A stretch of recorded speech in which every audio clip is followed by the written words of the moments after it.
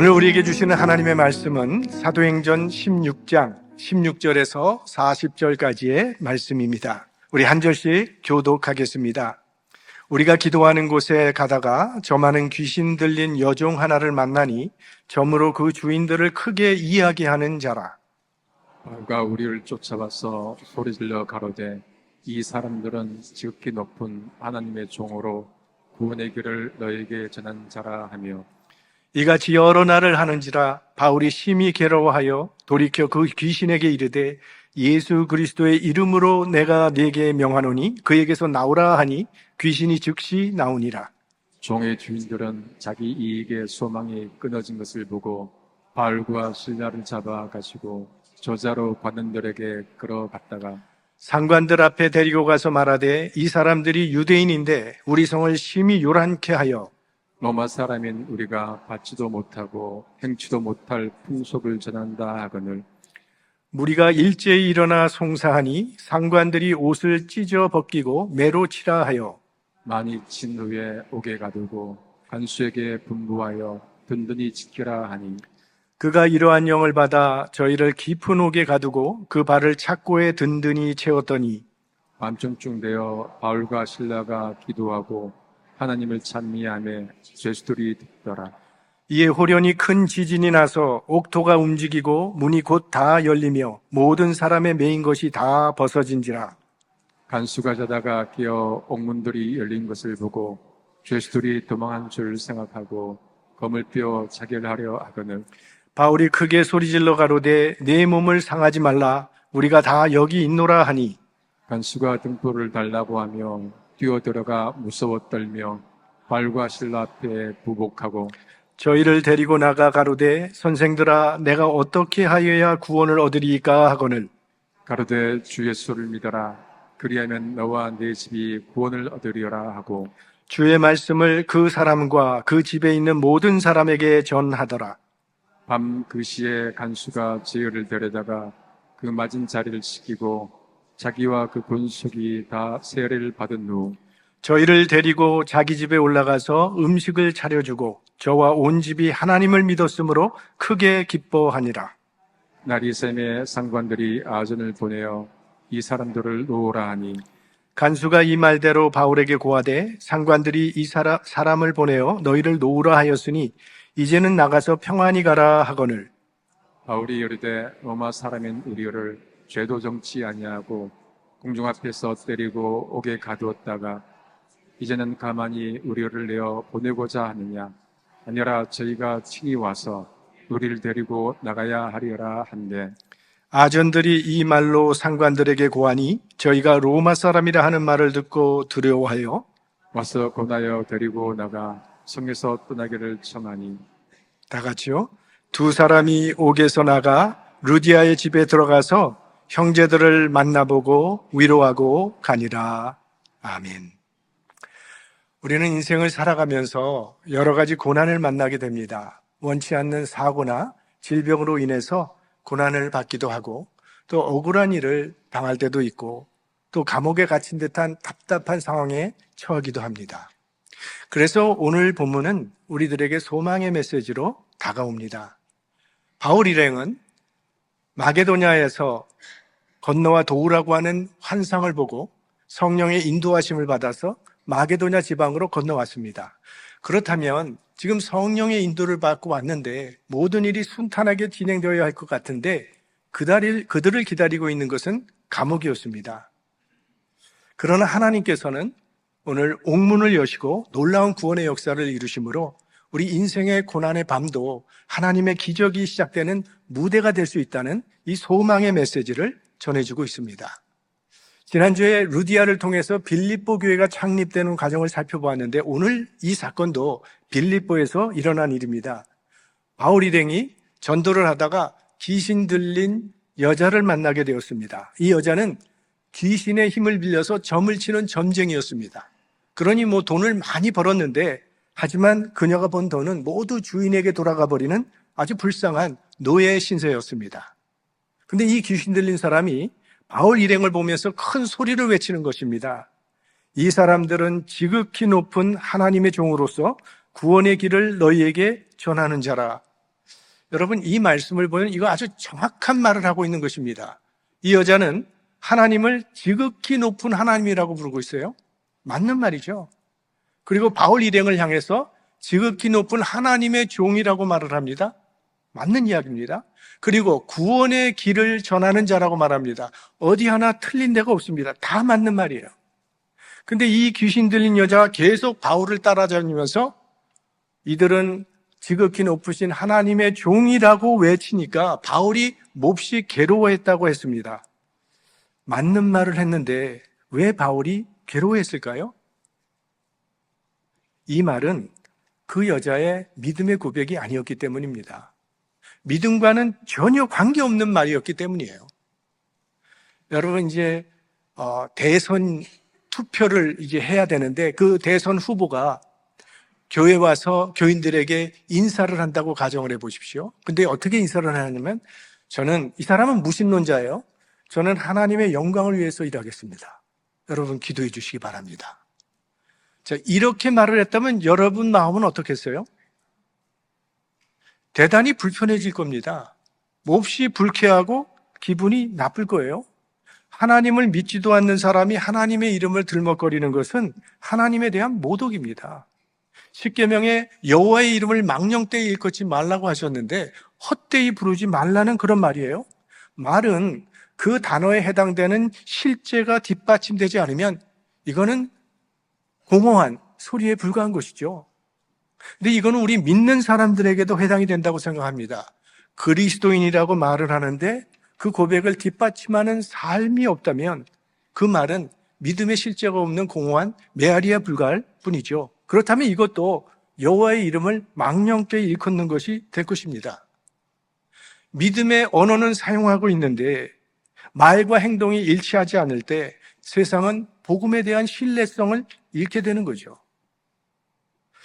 우리 대한민국 종교 선호도 통계를 보면 개신교가 가장 밑바닥이라고 말씀을 드렸어요. 아마도 말과 삶이 일치되지 않는 것에 대한 반감이었을 것이라고 생각을 합니다. 세상이 보기 원하는 것은 바른 신앙을 말하는 사람이 아니라 그 바른 신앙을 삶으로 보여주는 사람이죠. 바울은 이 귀신 달린 사람이 쫓아다니면서 자꾸 하나님의 종이라고 부르는 것이 이건 하나님의 역사에 방해가 된다고 판단을 하고 예수 그리스도의 권세로 귀신을 쫓아내줬어요. 그래서 그 여종은 이제 정상이 되었습니다. 문제는 이제 거기서부터 발생하게 되는데 이 여종의 주인들이 돈벌이가 끊겨지니까 앙심을 품고 이제 바울과 실라를 관리에게 끌고 가서 고발을 했어요. 20절, 21절 같이 보겠습니다. 상관들 앞에 데리고 가서 말하되 이 사람들이 유대인인데 우리 성을 심히 요란케 하여 로마 사람인 우리가 받지도 못하고 행치도 못할 풍속을 전한다 하거늘. 여기 보면 두 가지로 누명을 씌웠습니다. 하나는 이 사람들이 유대인이라는 거예요. 그러면서 우리 성을 요란케 한다. 그러니까 유대인이라고 하는 그 인종을 강조하면서 인종적인 편견을 지금 불지르고 있는 거죠.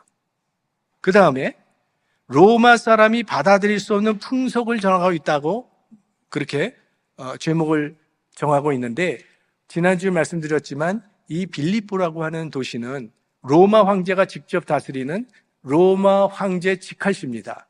근데 지금 이들이 와서 로마 권세에 도전을 하고 있다는 겁니다. 물론 둘 다 거짓말이죠. 그런데 이 거짓말에 휘둘린 빌립보 관리들이 자초지종도 알아보지 않고 바울과 실라를 매로 친 후에 감옥에 가두었다. 이렇게 돼 있습니다. 여러분, 예수님께서 십자가에 못 박히신 것도요, 종교 지도자들이 거짓으로 예수님을 모함했기 때문입니다. 이 종교 지도자들이 예수님을 끌고 빌라도 총독에게 와서 사형시켜달라고 했을 때 성경에 보면 빌라도 총독이 여러 모양으로 예수님을 석방시키기 위해 노력했던 것이 이야기가 나옵니다. 그러니까 빌라도는 이 종교 지도자들이 거짓말로 사람들을 선동을 해서 예수를 죽이려고 한다는 것을 빌라도는 알고 있었다는 거예요. 그래서 예수님은요, 사단을 거짓의 아비라고 불렀습니다. 사탄은 처음부터 거짓으로 활동을 해왔어요. 에덴 동산에서 아담과 하와를 거짓으로 속였던 그 사탄의 역사는요, 지금도 계속되고 있다는 겁니다. 사탄은 거짓을 통해서 인간관계를 파괴하고 공동체를 분열시키고 교회를 혼란에 빠뜨림으로 복음의 사명을 감당하지 못하도록 회방하는 역할을 하고 있다는 겁니다. 이 거짓의 영에 쉽게 이용당하는 사람은 어떤 사람들인가 하면 마음에 깊은 상처를 가지고 있는 사람들, 내면의 미움이나 분노를 품고 있는 사람들, 혹은 불만과 원망으로 가득한 사람들, 사단은 그런 사람들을 이용해서 하나님의 일을 회방하게 만드는 겁니다.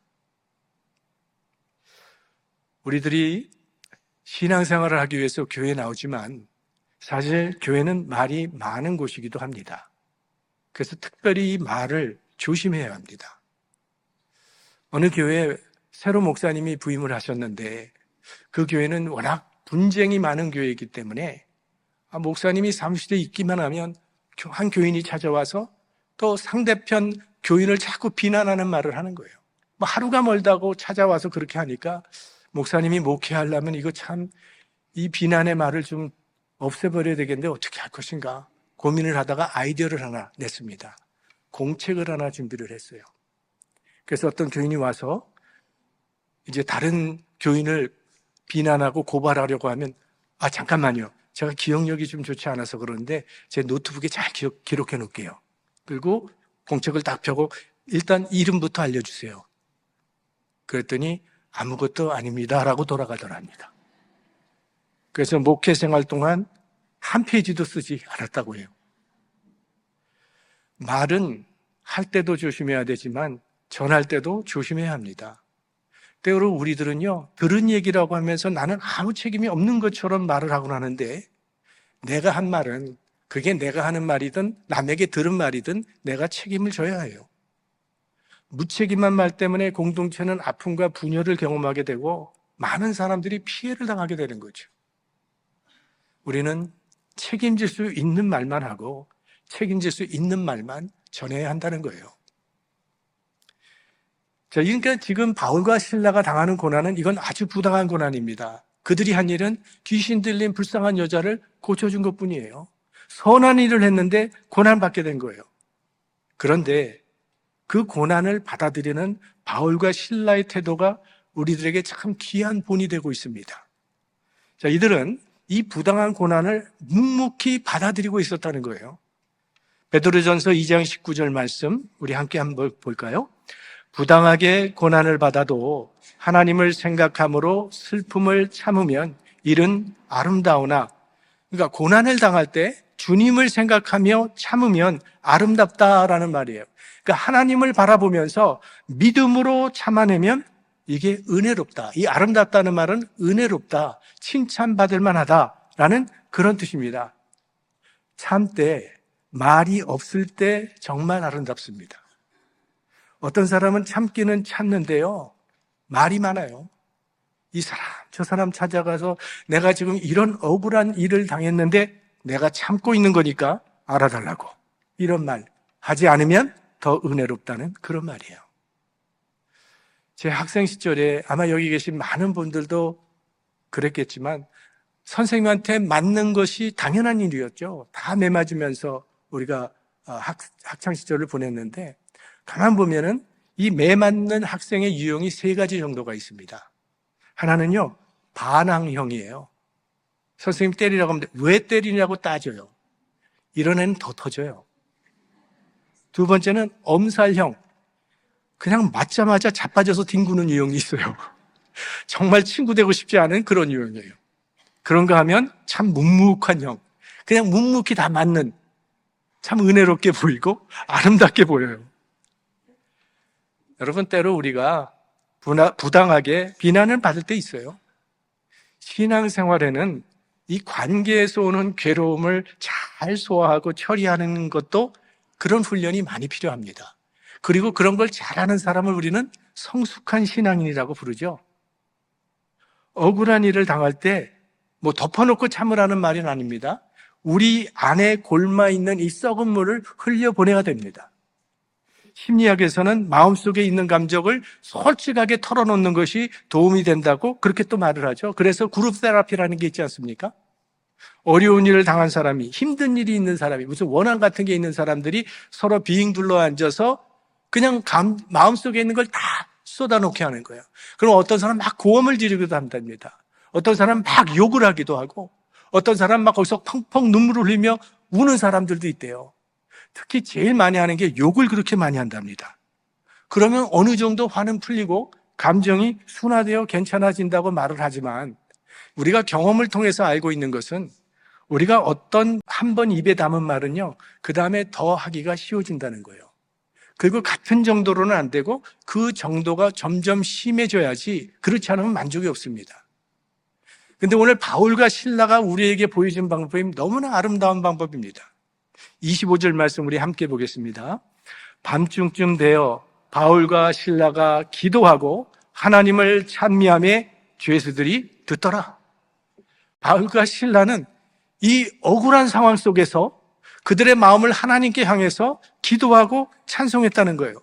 이 기도와 찬송은 이 마음과 생각을 하나님께로 향하는 행위입니다. 그러니까 그들의 마음이 그들에게 피해를 입힌 사람들이 아니라 하나님을 향하고 있었다는 거예요.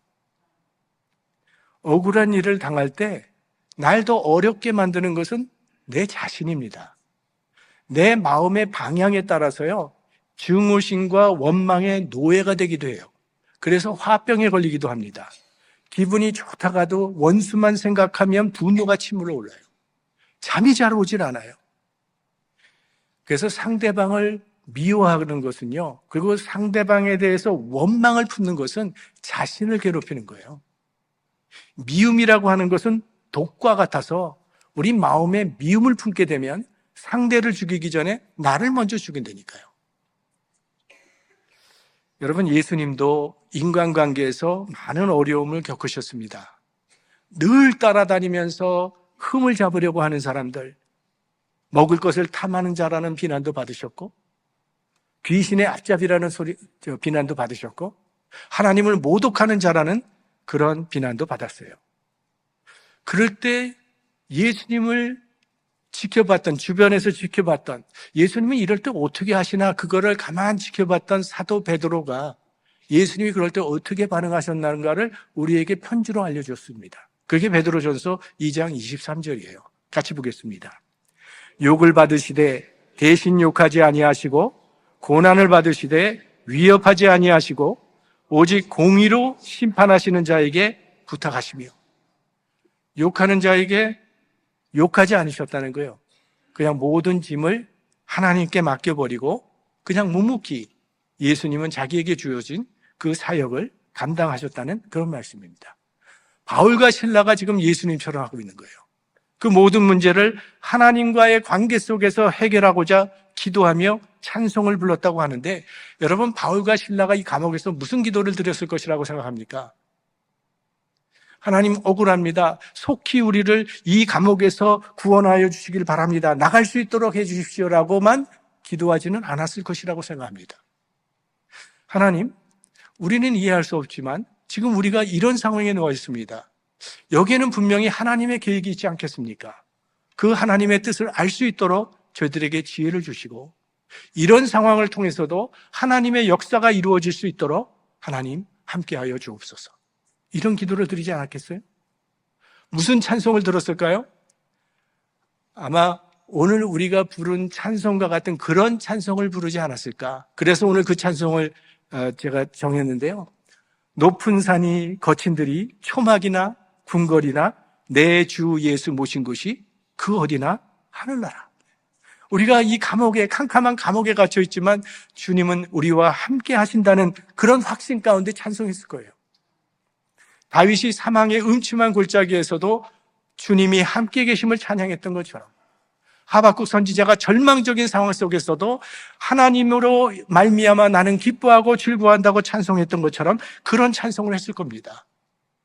그렇게 바울과 실라가 기도하고 찬송했을 때 옥문이 열리는 기적이 일어났다는 거예요. 우리들도 캄캄한 옥에 갇힌 것 같은 상황을 만날 때가 있습니다. 질병으로 고통을 당하기도 하고 또 믿는 사람으로부터 배신을 당하는 그런 고통을 당하기도 하고 풀리지 않는 문제 앞에서 무기력을 느끼기도 하지요. 그러나 낙심하지 마시고 주님을 바라보며 기도와 찬송으로 나아가시기를 바랍니다. 그러면 감옥 같은 그 고통의 장소가 주님을 만나는 은혜의 장소로 변하게 될 줄로 믿습니다. 자, 옥문이 열린 것을 보자 간수가 자결하려고 했습니다. 왜냐하면 로마법에 의하면 제수를 제대로 지키지 못하면 사형에 처해도록 되어 있습니다. 그래서 다 도망간 줄로 알고 자결하려고 할 순간에 바울이 간수를 향해서 큰 소리로 외치죠. 당신의 몸을 해하지 마십시오. 나는 이 자리에 그대로 있습니다. 등불을 들고 보니 오간에 바울과 실라가 그대로 있는 모습을 보일 때 이 간수는 그들 앞에 거꾸로 지면서 내가 어떻게 하여야 구원을 얻으리까? 그 마음에 그 신음소리가 지금 울려 퍼지고 있는 거죠. 매질을 당한 고통 가운데서도 오히려 원망하거나 저주하기보다는 기도하고 찬송하는 그들의 모습을 보면서 또 옥문이 열렸는데도 도망갈 생각은 하지 아니하고 오히려 간수의 생명을 지켜주려는 그 바울과 실라의 모습 속에서 이 간수는 그들이 믿는 하나님을 보았을 것입니다. 이때 바울이 우리가 너무나 잘 아는 유명한 대답을 하지 않습니까? 같이 보겠습니다. 주 예수를 믿으라. 그리하면 너와 내 집이 구원을 얻으리라. 여러분, 사도행전을 통해서 우리가 계속 똑같은 걸 보게 되는데 고넬료도 그와 그의 가정이 함께 구원을 받습니다. 루디아도 그녀와 그녀의 가정이 함께 구원을 받았습니다. 오늘 이 간수도 그와 그의 가정이 구원을 받았어요. 그러니까 복음은 나 하나 구원받는 것으로 끝나는 게 아니라는 거예요. 복음은 나뿐만이 아니라 우리의 가정이 구원받고 우리의 사회가 구원받고 우리의 민족과 온 세계가 구원을 얻게 하는 능력이라는 거예요. 이것이 하나님께서 아브라함에게 주신 말씀, 너는 복의 근원이 될지라 라는 말씀의 뜻이죠. 그게 우리 그리스도인들의 사명이요, 우리 교회의 사명인 것입니다. 그래서 이 사명을 한번 감당해 보기 위해서 우리가 이웃초청주의를 가지고자 하는 거죠. 이제 다음 날이 돼서 그 상관들이 바울과 실라의 석방을 명하자 바울은 그냥은 나갈 수 없다고 자기가 로마 시민이라는 것을 밝힙니다. 당시 로마 시민은요, 어떤 상황에서도 죄를 밝히지 아니하고 매를 치거나 구속받지 않는 그런 특권이 있었습니다.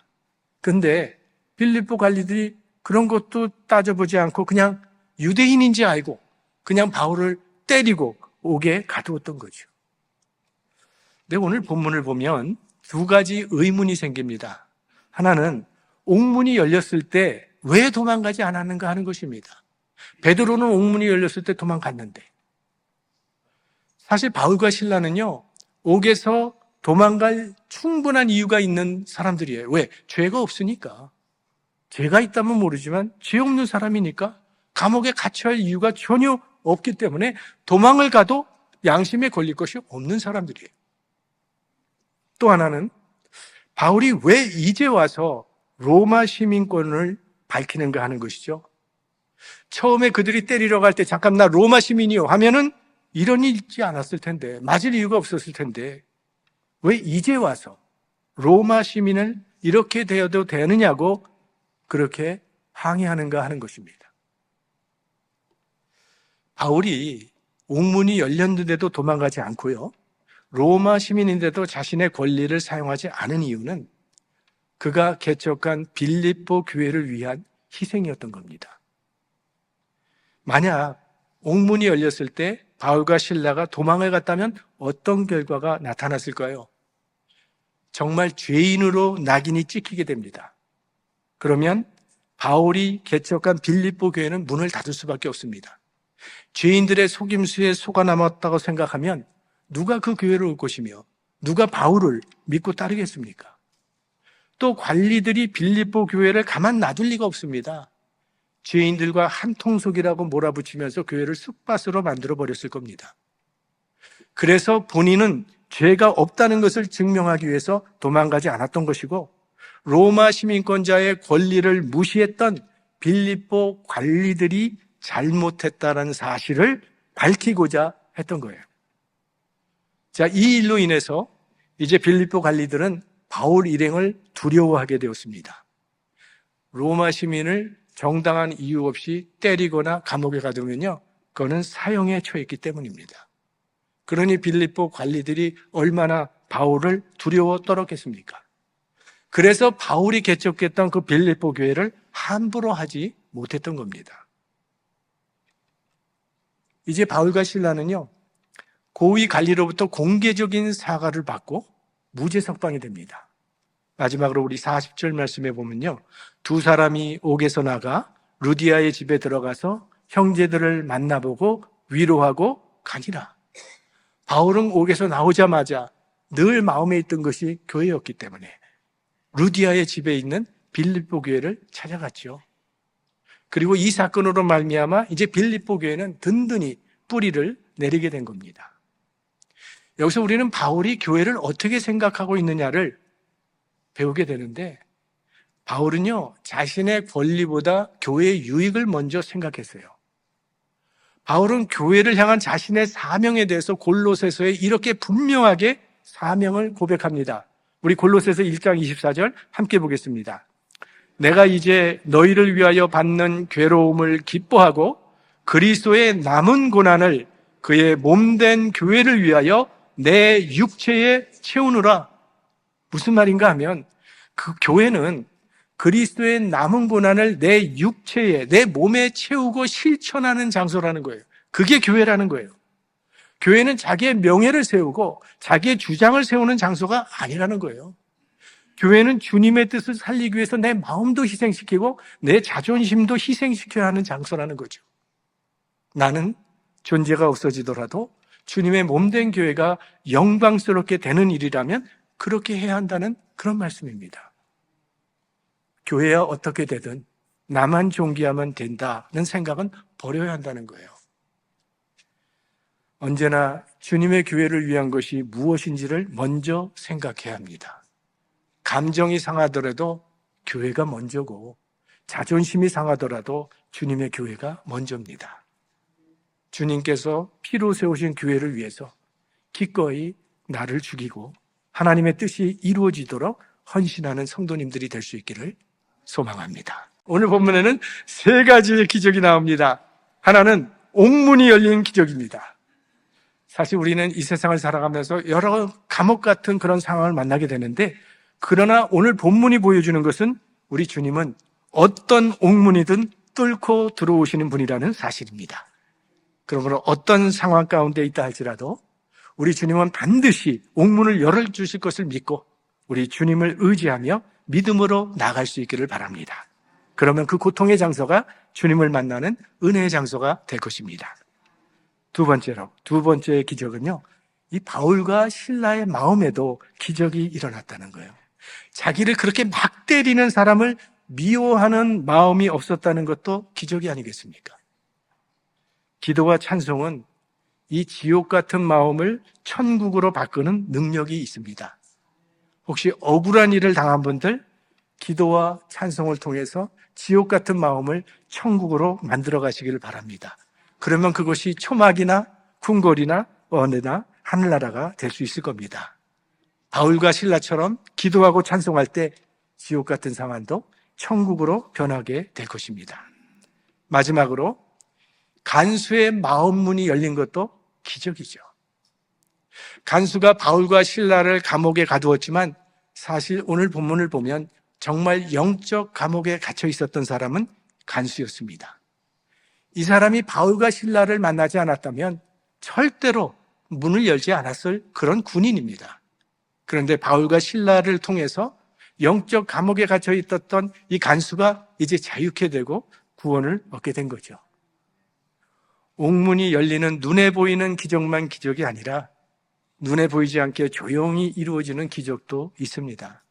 그러니까 꼭 천지가 흔들려야만 기적이 아니에요. 여러분의 마음 문이 열려서 예수님을 구주로 믿게 된 것도 기적입니다. 하나님의 말씀이 깨달아진다는 것, 그 말씀으로 인해 내 인생이 변하고 내 삶의 목적이 변하는 이 모든 것이 다 기적입니다.